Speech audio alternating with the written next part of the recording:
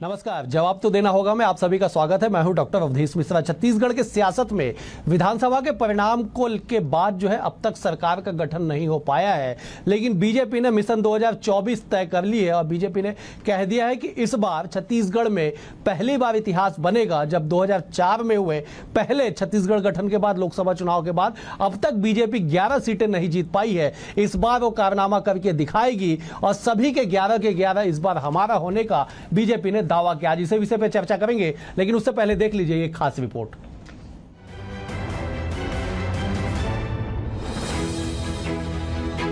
छत्तीसगढ़ में 5 साल तक सत्ता से बाहर रहने वाली बीजेपी ने 54 सीटों के साथ सत्ता में वापसी कर ली है। सत्ता में वापसी के साथ अब लोकसभा चुनाव को लेकर भी बीजेपी में स्ट्रेटेजी तैयार की जा रही है। एक तरफ मुख्यमंत्री के चेहरे को लेकर चर्चा प्रदेश भर में की जा रही है, तो दूसरी ओर मंत्रिमंडल को लेकर भी चर्चा जारी है। कयास ये भी लगाए जा रहे हैं कि इस बार मंत्रिमंडल में लोकसभा चुनाव को देखते हुए जिम्मेदारी सौंपी जा सकती है। अगर ऐसा होता है तो मंत्रिमंडल में बीजेपी को हर वर्ग का ध्यान रखना पड़ सकता है, जिससे लोकसभा चुनाव में जनता को साधा जा सके। हालांकि पूर्व सीएम डॉक्टर रमन सिंह ने कहा कि छत्तीसगढ़ में पिछले बार से बेहतर रिजल्ट आएंगे। 11 की 11 सीटें जीते, इस बड़े लक्ष्य को लेकर सरकार का गठन किया जा रहा है। बड़ा लक्ष्य तो ये है कि छत्तीसगढ़ में पिछले बार से बेहतर रिजल्ट यानी 11 में 11 लोकसभा सीट जीते हैं। इस बड़े लक्ष्य को लेकर छत्तीसगढ़ में ये नई सरकार का गठन हो रहा है और हम सबका लक्ष्य यही रहेगा कि सभी सीटों पर भारतीय जनता पार्टी विजयी हो।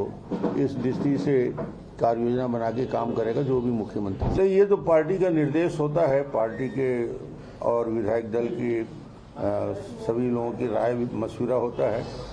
जिसका भी नाम तय होगा उसको जवाबदारी दी जाएगी। छत्तीसगढ़ में 11 लोकसभा की सीट है।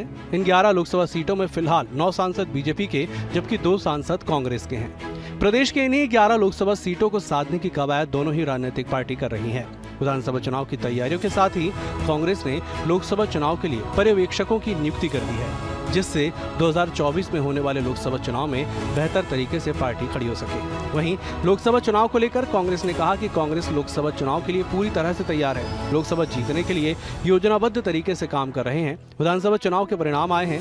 बीजेपी ने जनता से वादा किया है, वे वादा खिलाफी करेंगे, उसका लाभ कांग्रेस को लोकसभा चुनाव में मिलेगा। बीजेपी को लोकसभा चुनाव के बजाय जनता से किए वादों को पूरा करने की तैयारी करनी चाहिए। देखिए, कांग्रेस भी लोकसभा चुनाव के लिए पूरी तरह से तैयार है। रणनीतिक तौर पर हम योजनाबद्ध तरीके से लोकसभा जीतने के लिए काम भी कर रहे हैं और अभी विधानसभा के चुनाव के परिणाम आए हैं और जिस प्रकार से भारतीय जनता पार्टी ने इस प्रदेश की जनता से वादा किया है और निश्चित तौर पर ये वादा खिलाफी करेंगे और उसका भी लाभ कांग्रेस को लोकसभा चुनाव मिलेगा। और भारतीय जनता पार्टी को तो अभी लोकसभा चुनाव की तैयारी के बजाय जनता के वादे को पूरा करने की तैयारी करनी चाहिए, लेकिन वो दिख नहीं रहा है। तो इसे समझ में आता है कि भाजपा एक बार फिर जनता को धोखा देने जा रही है और कांग्रेस लोकसभा चुनाव के लिए पूरी तरह से तैयार है। हमारे 11 लोकसभा में पर्यवेक्षक आ चुके हैं, हमारी रणनीतिक तैयारी उसमें चल रही है और हम लोकसभा चुनाव में भारतीय जनता पार्टी से कहीं आगे चल रहे हैं।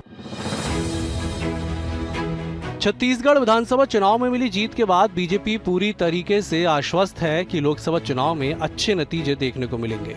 लोकसभा चुनाव को देखते हुए ही मंत्रिमंडल के गठन की रणनीति तैयार की जा रही है। हालांकि कांग्रेस पहले से ही लोकसभा चुनाव को लेकर लगातार काम कर रही है। अब देखना होगा कि लोकसभा में जनता का साथ किसे मिलेगा। Bureau report, VSTV। इसी विषय पे आज चर्चा करेंगे। 3 बेहद ही खास मेहमान हमारे साथ जुड़े। पहले उनका तारुफ आपसे करा देता हूं। बीजेपी की ओर से वरिष्ठ नेता प्रवक्ता राजीव चक्रवर्ती जी है। राजीव जी, आपका स्वागत है। कांग्रेस की ओर से युवा नेता प्रवक्ता अजय गंगवानी जी है। अजय जी, आपका भी स्वागत है। अब बतौर राजनीतिक विश्लेषक पत्रकार वरिष्ठ पत्रकार अनिरुद्ध दुबे जी भी है। अनिरुद्ध जी, आपका भी स्वागत है। राजीव जी, आपने तय किया है कि अब की बार 11 और 11 के 11 हमारा कैसे तय होगा, कैसे लक्ष्य धरातल पर उतार पाएंगे, क्योंकि इतिहास है 10, 10, 10 और 9 का। साहब, निश्चित रूप से सबसे पहले तो मैं आपके चैनल को धन्यवाद देता हूं, आपको व्यक्तिगत रूप से धन्यवाद देता हूं। पूरे चुनाव के समय आपका सहयोग मिला और आपके दर्शकों को भी मैं धन्यवाद देता हूं। लेकिन देखिए, जो लक्ष्य है, अटल जी राज्य बनाने के पहले कहा था कि अगर हमें आप 11 सीट देते हैं तो हम राज्य देंगे। उस समय भी 10 सीटें आई थी। तो लोकसभा में जनता का जनादेश, हालांकि यहाँ से वोरा जी भी चुनाव लड़ चुके हैं, पंडित विद्याचंद्र शुक्ल भी चुनाव लड़ चुके हैं, जिनको हार का सामना करना पड़ा। तो कहीं ना कहीं हमें छोटी सी गलती हो जाती। जैसे एक बार मुझे याद है कि हम कोरबा चुनाव हार गए थे, इस बार हम बस्तर का चुनाव हार गए थे, लेकिन अगर हम देखें एक बार हम दुर्ग का चुनाव हार गए थे सारी चुनाव जीतने के बाद। तो जो दुर्ग में गलतियां हुई, जो कोरबा में गलतियां हुई, जो बस्तर में गलती हुई, उस बात को ध्यान में रखते हुए उन भूल के इतिहास को न दोहराया जाए, उससे हम किस प्रकार से उसे ठीक करें, हमारा होमवर्क, हमारा फ्रेमवर्क, हमारी मैदानी वर्क, उन सारी चीजों को लेकर हम इस बार लोकसभा में आएंगे और जैसे जनता जनार्दन का आशीर्वाद मिला है उस आशीर्वाद को बरकरार रखने की कोशिश करेंगे। और डॉक्टर साहब, मैं एक बात नम्रता से कहना चाहूंगा कि देखिए, जनमानस में इस केंद्र सरकार की अच्छी एक अच्छा लहर है, क्योंकि लोग जानते हैं कि मुख्य जो विपक्षी पार्टी आमतौर पर बोलती है कि महंगाई की मार चल रही है, रेलवे की। मैं समझता हूं कि देखिए, प्रकृति की मार थी और कोरोना का जो संक्रमण काल था, उसके बावजूद भी जो हम सोशल मीडिया को देखते हैं, टीवी को देखते हैं और जो मैंडेट आया उसको देखकर लगता है कि इस बार हम जो गलतियां किए थे एक लोकसभा में, तो हम इस बार निश्चित रूप से उस गलतियों को न दोहराते हुए इस बार 11 की, ये हालांकि ये लक्ष्य है, लेकिन हमें ऐसा लगता है कि जनता जनार्दन का पूरा हमें आशीर्वाद मिलेगा, हम 11 की 11 सीटें जीतेंगे। अजय जी, 2018 में जब 15 साल बाद सत्ता का परिवर्तन हुआ, उस वक्त आप 67 सीटों के साथ जीते थे, लेकिन ठीक 4 महीने बाद जब लोकसभा का चुनाव होता है तो उन 67 में से 57 सीटों पे आपकी हार हुई थी। मात्र 2 लोकसभा के सांसद आपके जीत के गए थे, ज्योत्सना महंत कोरबा से और दीपक बैज बस्तर से।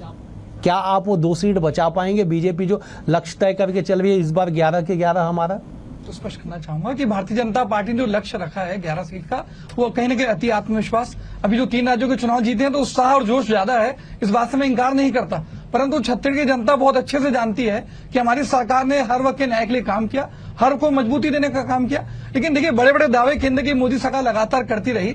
आज आप भी जानते हो और मैं भी जानता हूं, देश की जनता जानती है कि 45 वर्ष का बेरोजगारी का रिकॉर्ड टूटता है। 100 दिन में महंगाई कम करने का दावा करने के बाद उस महंगाई की क्या स्थिति, ये भी जानते हैं। क्या किसानों की आय दुगनी हो गई? क्या स्वामीनाथन आयोग की रिपोर्ट लागू हो गई? क्या स्मार्ट सिटी बन गई? कि बुलेट ट्रेन चालू हो गई? तो लगातार जो वादा खिलाफी का चरित्र न केवल रमन सरकार का था, केंद्र की मोदी सरकार भी लगातार महंगाई, बेरोजगारी, आर्थिक असमानता, जैसे कोविड मैनेजमेंट, ऐसे बहुत सारे मुद्दे रहे जिसमें पूरी तरह फ्लॉप रही। आज देश की अर्थव्यवस्था कहां से कहां पहुंच गई, देश का ऋण 3 गुना हो गया। तो ऐसे बहुत सारे मुद्दे हैं। लेकिन दूसरा बात स्पष्ट कर दूं कि हमने चुनाव हारा, इस बात को जनादेश को स्वीकार करते हैं। आज हमारी समीक्षा बैठक हुई जिसमें वरिष्ठ नेता सारे मौजूद रहे, बहुत महत्वपूर्ण बैठक रही। हमारी कमियों को हम बेहतर ढंग से सुधारेंगे और आने वाले 2024 के लोकसभा चुनाव के लिए एक पूरी ब्लूप्रिंट, एक पूरी रोड मैप, एक पूरी कार्ययोजना लेकर चल रहे हैं। आपके चैनल पर पूरे छत्तीसगढ़ की जनता को विश्वास दिलाता हूं कि हम पहले से ज्यादा सीटों पर जीत दर्ज करेंगे। और अभी 10 सेकंड आखिरी का ले रहा हूं, ये पहली बार नहीं है। हम 2003 में भी 3 राज्यों को चुनाव हारे, एक नई ऊर्जा के साथ, नए जोश के साथ। 2004 में केंद्र में यूपी की सरकार बनाने में सफल है। आने वाले 2024 के चुनाव में हम शानदार जीत दर्ज करेंगे। ठीक है, बहुत बढ़िया, शानदार जीत दर्ज करेंगे। ठीक है, बहुत बढ़िया। आपने अच्छा कहा अजय जी कि 2004 में आपने केंद्र में यूपीए की सरकार बनाई, एक सीट छत्तीसगढ़ लोकसभा से आपके पास थी, महासमुंद अजीत जोगी। 2009 में फिर से एक बार मनमोहन सिंह की सरकार बनती है, यूपीए 2 बनती है, आपके पास केवल एक सीट होता है, कोरबा चरणदास महंत। जब आपकी यूपीए सरकार थी केंद्र में तो आप कभी एक से आगे बढ़ नहीं पाए, विपक्ष में रहते हुए आप 2 सीट तक पहुंचे थे 2019 के चुनाव में, जब एनडीए की सरकार केंद्र में थी। तो ठीक है, दावे वादे अपने जगह। मैं बिल्कुल आऊंगा अजय जी, मैं एक बार अनिरुद्ध जी का कर लेता। अनिरुद्ध जी, ये छत्तीसगढ़ की जनता ये बता दी है कि दोनों ही दल में से किसी को पूरा 11 के 11 सीट नहीं देना है। आप 1952 का जिक्र कर लीजिए, 2019 का सारे आंकड़े आपको कंठस्थ, आपको मुंह जवानी। अनिरुद्ध जी, छत्तीसगढ़ में जो है लोकसभा चुनाव का जो है पूरा वातावरण बहुत अलग होता है। 2018 में जब 68 सीट के साथ कांग्रेस आई तो बोले कि अब जो है मतलब लोकसभा चुनाव में भी जो है बीजेपी का बंटाढार हो जाना है। लेकिन भारतीय जनता पार्टी ने बहुत कुशलता के साथ जो निर्णय लिया और सारे जो है सिटिंग एमपी की टिकट काटे, फिर वहां पे नए लोगों को किए, तो नतीजा जो आया, अवधेश जी 2 कांग्रेस और बाकी जो है 9 भारतीय जनता पार्टी। और उसमें भी देखिए लोकसभा चुनाव के समय में कोरबा पे जो है पिछले चुनाव में खतरा मंडरा रहा था, क्योंकि वहां पे ऐसा कि अजीत जोगी जो है वहां पे चुनाव लड़ेंगे। और अजीत जोगी जी जैसे भी मैनेज हुए तो वो कम से कम डॉक्टर चरणदास महंत जी के लिए बहुत अच्छा हुआ, क्योंकि उनकी धर्मपत्नी श्रीमती ज्योत्सना महंत जी चुनावी मैदान में थी। तो अजीत जोगी जी के हटने के कारण वो जो है राह उनकी आसान हुई। लेकिन और जहां तक कि दीपक बैज जी की बात है तो उनकी अपनी लोकप्रियता और उनका अपना टैलेंट था, लेकिन दुर्भाग्य देखिए कि प्रदेश कांग्रेस अध्यक्ष रहते हुए अभी वो विधानसभा चुनाव चित्रकूट से हार गए। नहीं, वो जीते भी थे। वो मतलब देखिए, वो जब वो जीते थे, कांग्रेस की सरकार थी, दीपक बैज जीते थे 38,982 वोट से जीते थे, मात्र 38,982 वोट। और ज्योत्सना महंत जीती थी 26,349 वोटों के साथ। रायपुर में अकेले सुनील सोनी 3,67,000 वोट से जीतते हैं। ये समीकरण क्या कुछ बताता है? देखिए, जहां तक रायपुर में देखिए क्या है कि कांग्रेस संभलने की कोशिश करती है, फिर बिखर जाती है। मतलब आप ये मत सोचना कि मैं विधानसभा चुनाव में पहुंच गया। 3 विधानसभा 2018 में, मतलब 3 विधानसभा क्षेत्रों में कांग्रेस की जीत थी। और यहाँ पे ये भी माना जा रहा था कि बृजमोहन अग्रवाल जी के खिलाफ अगर कहीं कोई बहुत मजबूत प्रत्याशी अगर 2018 में दिया जाता, वहां पे भी बहुत बड़ी टक्कर की स्थिति होती।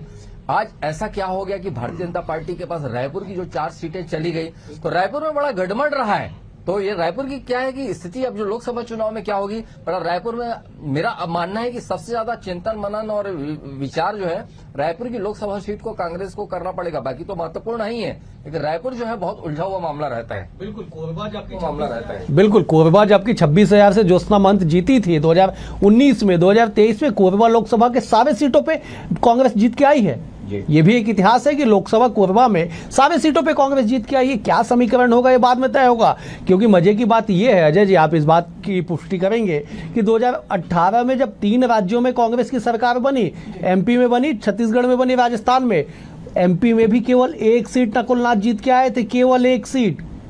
क्या लोकसभा में क्या हो जाता है अजय जी?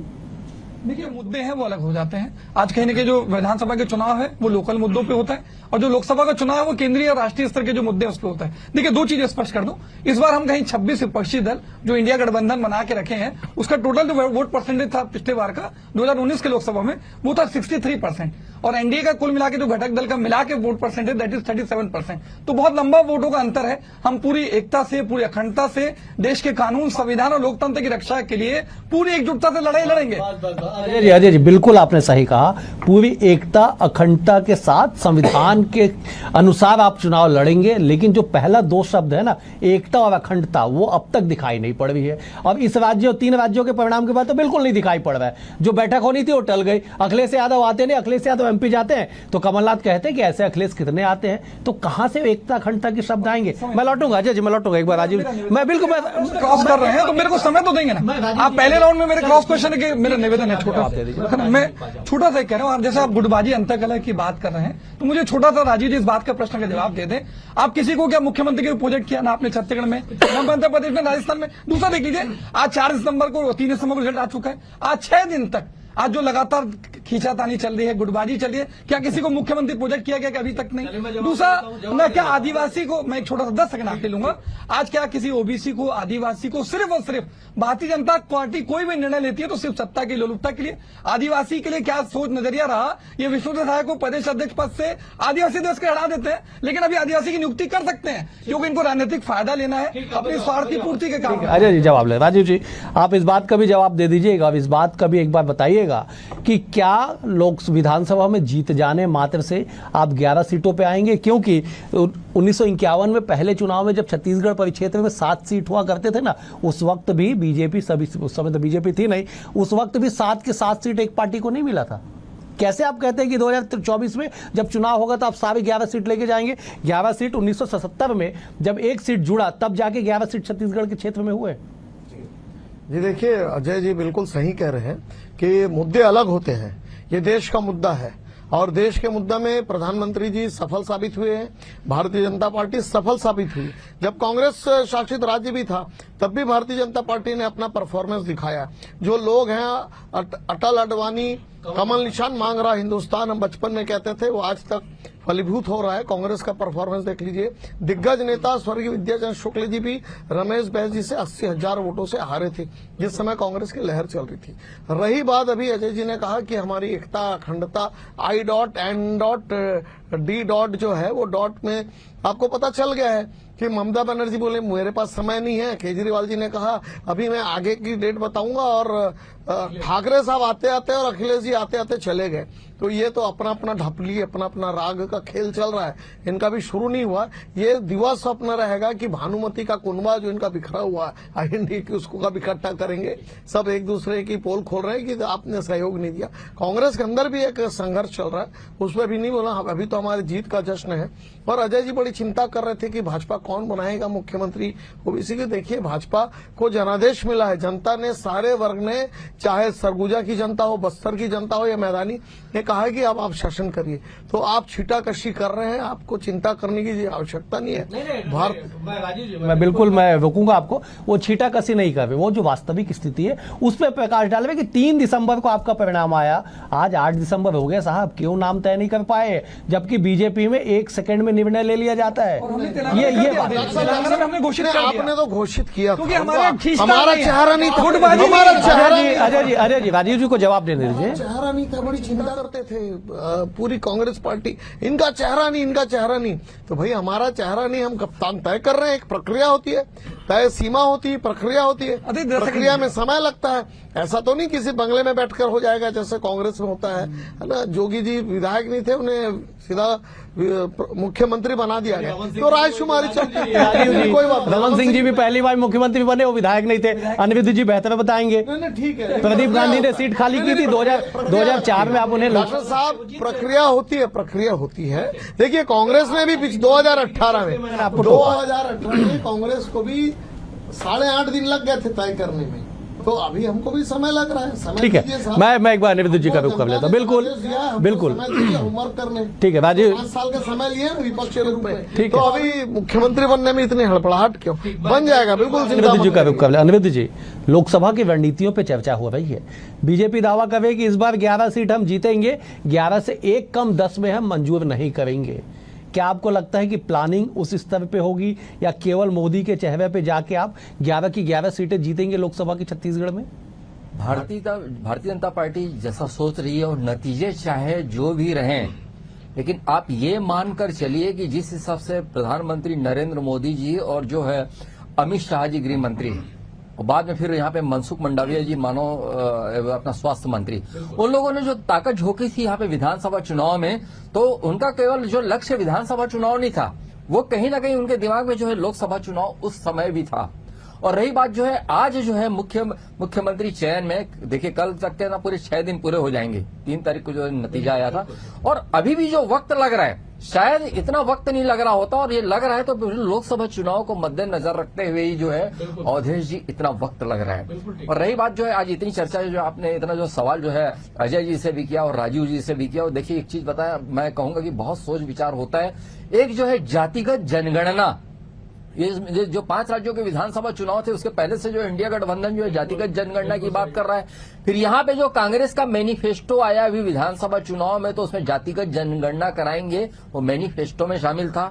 और गृह मंत्री अमित शाह जी जब भारतीय जनता पार्टी का जो है यहाँ पे घोषणा पत्र यहाँ पे जब लेकर आए थे और जब उन्होंने जारी किया, तो मैंने एक सवाल किया था कि कांग्रेस ने जो है जातिगत जनगणना को जो है मुद्दा बनाया और उनके घोषणा पत्र में शामिल है, इस बारे में आप क्या कहेंगे? तो अमित शाह जी का जो कहना था कि कम से कम हर चीजों को जो है घोषणा पत्र का मुद्दा नहीं बनाया जाना चाहिए।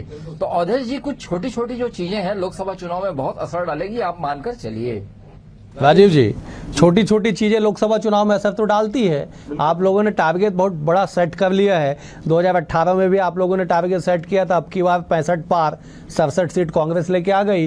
कांग्रेस ने भी 2023 में टारगेट सेट किया कि अब की बार 75 पार, कांग्रेस 34 सीटों पे आ गई।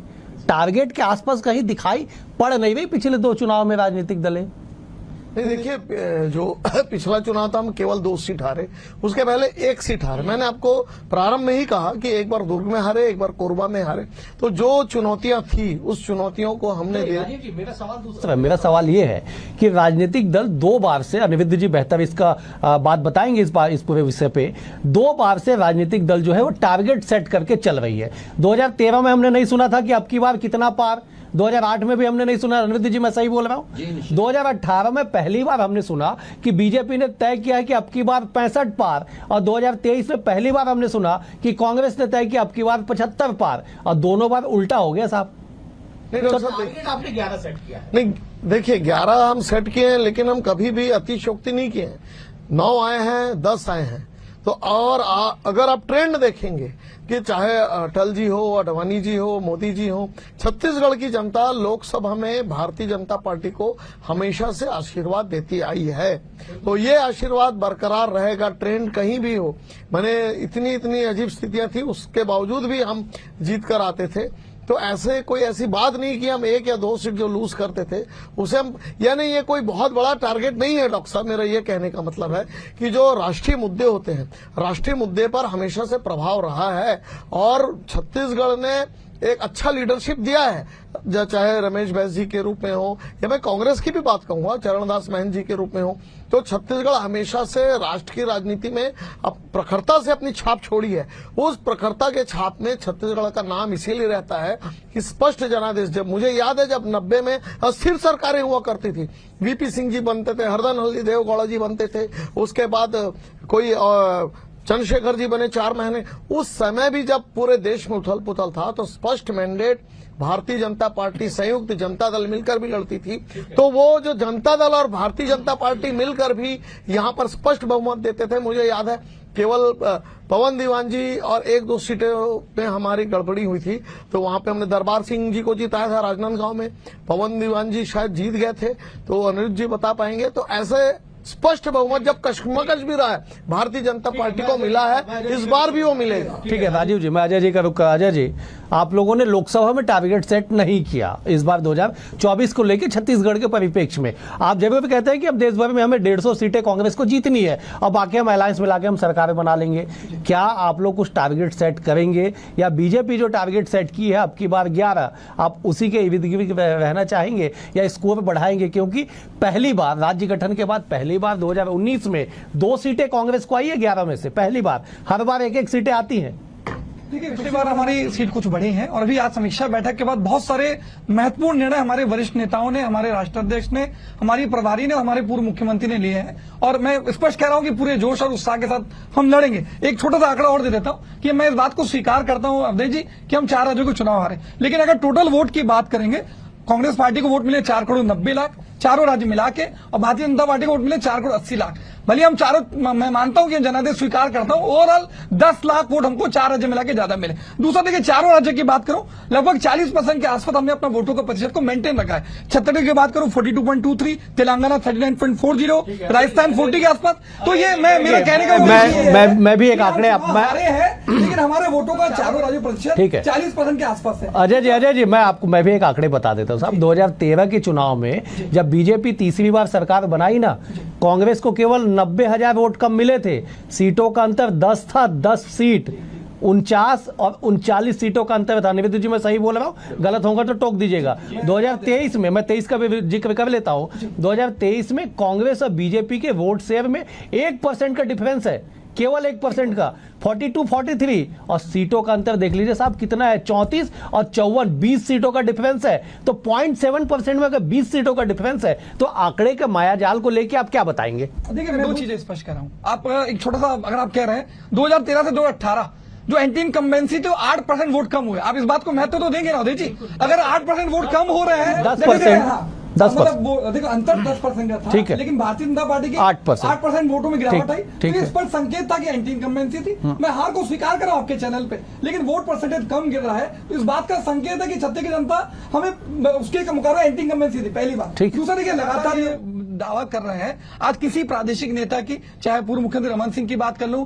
अजय चंद्राकर, बृजमोहन अग्रवाल, किसी भी नेता को प्रायोरिटी नहीं दी गई, न कोई सलाह ली गई। इसलिए कोई भी व्यक्ति दमदारी से अपने आप को मुख्यमंत्री के रूप प्रोजेक्ट नहीं कर रहा है। दूसरा देखिए, मैं आखिर 10 सेकंड दूंगा कि किसी को मुख्यमंत्री बनाएंगे, आप चिंता छोड़ दीजिए, रहेगी रिमोट कंट्रोल दिल्ली से बैठ के चलेगा। तो आप क्या सुपर सीएम चलाता था राहुल जी, हमने देखा था। मुझे डिबेट को यही समाप्त करना पड़ेगा।